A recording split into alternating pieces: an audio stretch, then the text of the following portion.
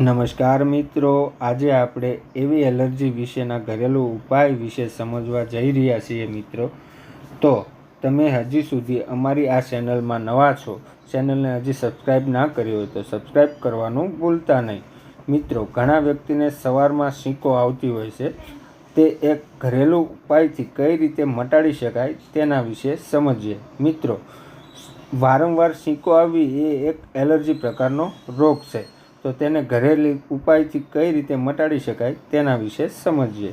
ઉપાય નંબર 1, એક તપેલીમાં ગરમ પાણી કરવાનું છે. તેમાં અજમા નાખી તેનો નાશ લેવાથી છીંકમાં ખૂબ જ ફાયદો થશે મિત્રો.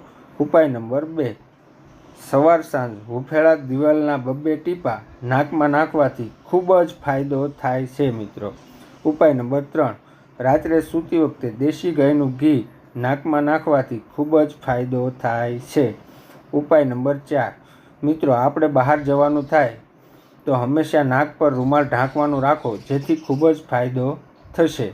મિત્રો, આ નાનોમથો વિડીયો તમને ગમ્યો હશે તો લાઈક અને શેર કરવાનું ભૂલતા નહીં.